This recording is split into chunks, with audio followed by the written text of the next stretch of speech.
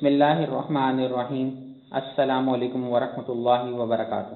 ایک دفعہ عوف بن مالک رضی اللہ عنہ بارگاہ رسالت صلی اللہ علیہ وسلم میں حاضر ہوئے اور عرض کیا، یا رسول اللہ صلی اللہ علیہ وسلم، میرا لڑکا دشمن کی قید میں ہے اور اس کی ماں اس کی جدائی میں سخت بے چین ہے۔ حضور صلی اللہ علیہ وسلم، میرے لیے کیا حکم ہے؟ آپ صلی اللہ علیہ وسلم نے فرمایا، اللہ سے ڈرو، صبر کا دامن مضبوطی سے پکڑ لو۔ میں تجھے اور تیری بیوی کو حکم دیتا ہوں کہ تم کثرت سے لا حول ولا قوت الا باللہ کا ورد کیا کرو۔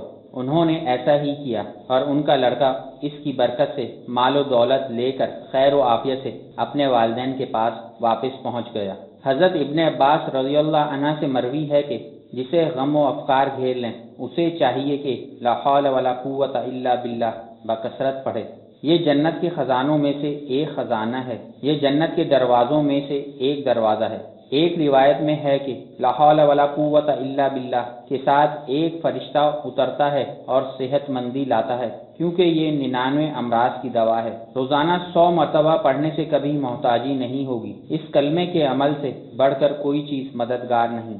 جو لوگ ڈپریشن کا شکار ہیں ان کو چاہیے کہ وہ بھی اس کلمے کا زیادہ سے زیادہ ورد کریں۔ دوستوں، ویڈیو کو لازمی شیئر کریں، اور جن دوستوں نے اب تک ہمارا چینل سبسکرائب نہیں کیا تو وہ ضرور کر لیں تاکہ ایسی اچھی ویڈیو آپ کو ملتی رہیں۔